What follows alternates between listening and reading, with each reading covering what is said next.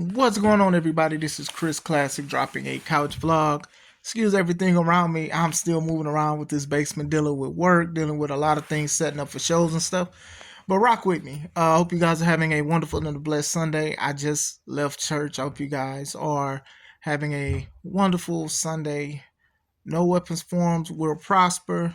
That's in Isaiah. That's what the pastor talked about today. So nobody tells you today, remember that God loves you. Christ loves you, and I love you as well. The weapons will form.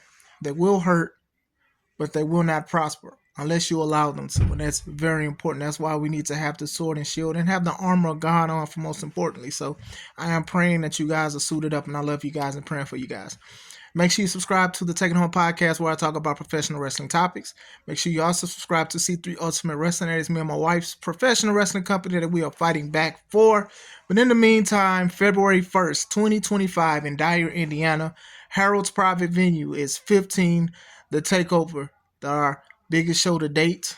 Not big on who's running it now, but they had big announcements that I do like, but it's them. So still, tickets are available online on Eventbrite or on Zelle through the email docchris425, DOCCHRIS 425 at AOL.com.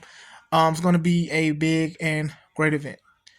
I wanted to talk about one of the biggest things a lot of people have been talking about this week, and many wrestling content creators are coming into the generalization and realization of AEW is sinking, y'all. And I don't say this from a petty or looking down or ridicule. I'm not. I just think that a lot of people who are avid AEW fans and watchers and observers, they're starting to realize what people like me and other guys have been saying for about 2-3 years ago. I think that a lot of people gave AEW grace with starting up, being a new company, not having fresh stars, not having upstarts, some of these people from the indies and things like that. I do think a lot of people gave them grace. Some did not, but I do think a lot of people did. And then within the past few years, people are like, nah, this is just not it. I've said it many a times that you can have the best wrestlers. You can say that all you want to, but do you have the best wrestling company? Are people buying tickets? Are they selling out arenas to come see your product? Are people getting season passes? Are people buying merchandise? Are people doing this stuff? Are they bringing their friends? Are they recommending people? Are they talking about it on their social media platforms? This is a problem that AEW has been struggling with for a while. Now, if you guys do not know, they were originally supposed to go to one venue, but then they winded up canceling that venue to go to a venue that holds smaller people because the ticket sales have not been great. There are a lot of ticket websites that keep track of ticket sales, and they have not been doing that great. Ratings have been below 500,000 in certain ratings, some below the usual 800,000 they get for Dynamite. So a lot of things are changing. A lot of people are not interested in it. Some people still like it, but they're just not interested in it. Now, I make this video because a lot of these people who are avid AEW fans said everything positive about them are slowly but surely saying negative things. Not even negative. I think truth. Let me not say negative. Let me retract that, because just because it's something bad that's happening, it does not mean that you are being negative. It's not saying you wish the worst or anything. I think with social media and content creation, people think that if you say either you're not a fan or they need to improve on something, that it's a negative comment. And to me, I'm kind of sick of that. And I almost went through that trope myself just a few seconds ago. They're starting to realize the truth that many people have seen for years. And I'm not sitting here trying to say we are gloating, but it's a fact. Looking at ratings and stuff, people are like, "Oh, well, ratings isn't everything." You're right, but it's everything and very important when you have a business and when you have cable network television and when they expect your numbers to be a certain number. It is a big thing. It may not be a big thing to the viewer because they don't have a company or whatever like that, but yes, they extend a contract and then they'll take it away, or they plan not to when the revenue, when the eyes and the viewership isn't happening. Now, things have changed. Some people do not watch live wrestling. I don't watch it live sometimes. Some people watch clips on YouTube, but some people watch it online or they watch it on the Discord and stuff. But still, when your numbers tank like that so quickly, then that is a problem. Um, doesn't matter about who you have. How do you use them? When you have Dave Meltzer, who a lot of people are saying was like the number one AEW media content king, saying that it's just not good.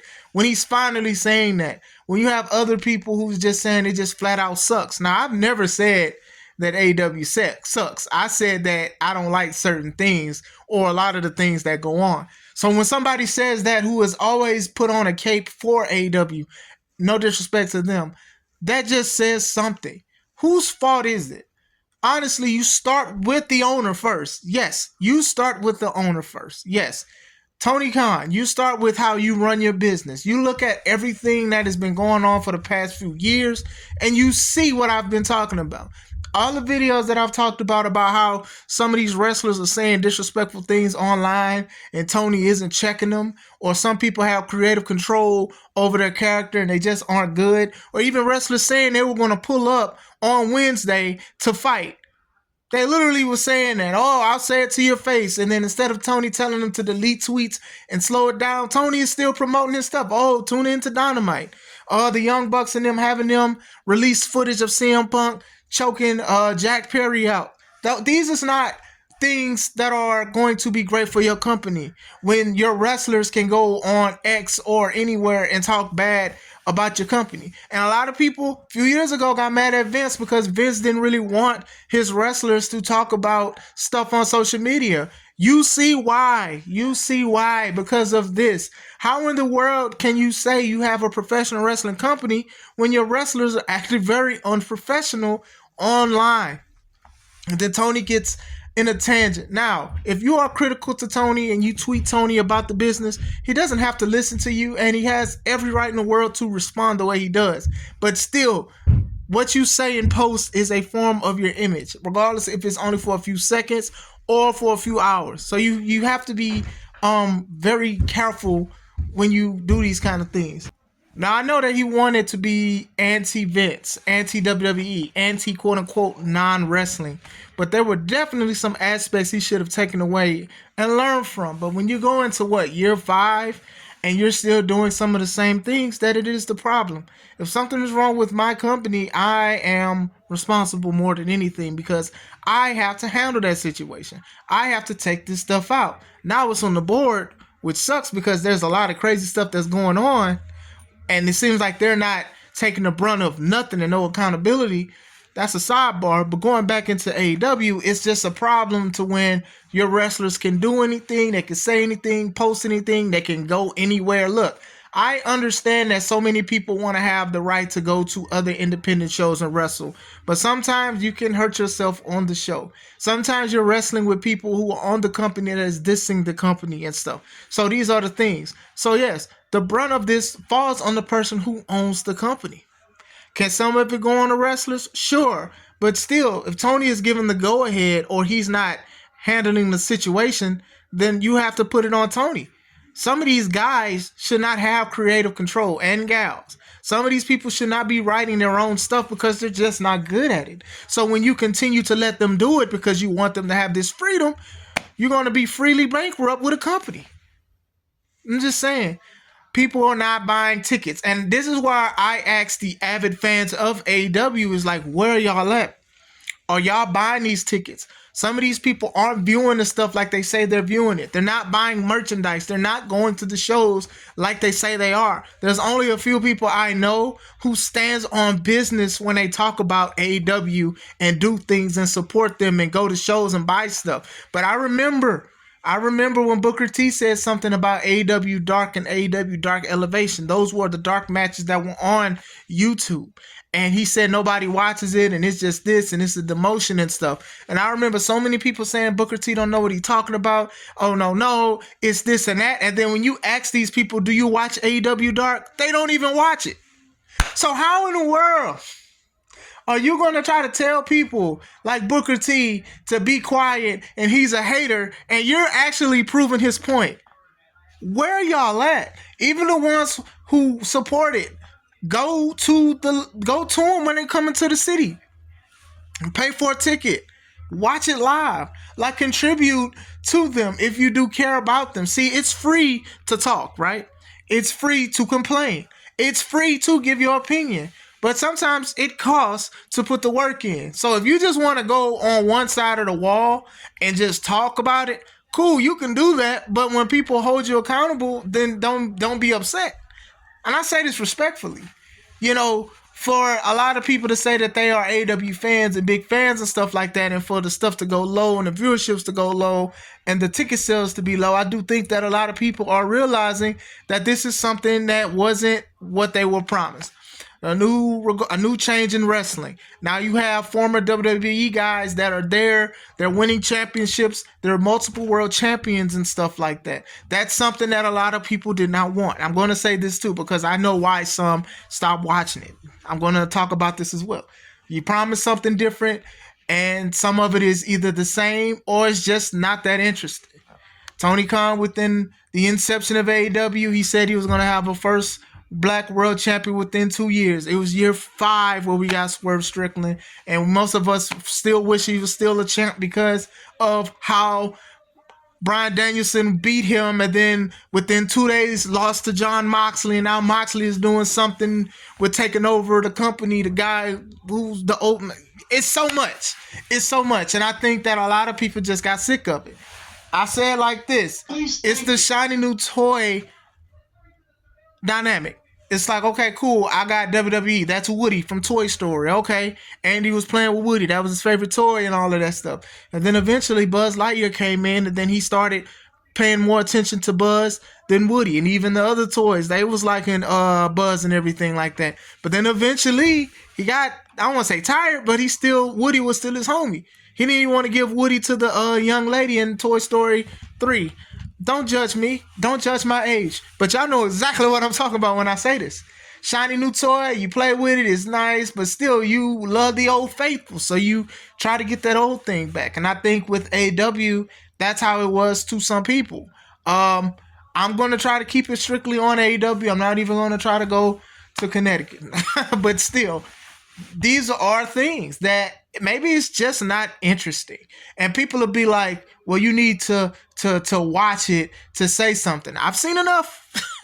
I'm not even saying I'm giving up or I quit, but like, I'm not interested in a lot of the stuff. I do think they get behind the wrong people. I do think some guys should have been champions. Some women should have been champions. You know, a lot of people got mad at Big Swole for her comments about Tony Khan and how he does business, and you fast forward and she seems more right than ever. She's so right, she made a circle the whole time. She did the whole 360, so she's back to where she was saying because she stood on business with that. And it doesn't matter how you feel about her, I do think she was more right than wrong when it comes to that situation. Is it dying? Wait and see. I say only time will tell, because something could change. You know, you got the Hurt Syndicate, you got certain things. Some people don't even know that certain people wrestle because they only watch Dynamite. And to be honest, some people still don't even know that AEW exists, unfortunately. Some people still think it's just WWE and nothing else. I just think that a lot of people got tired and they got frustrated because they were promised something that they didn't get.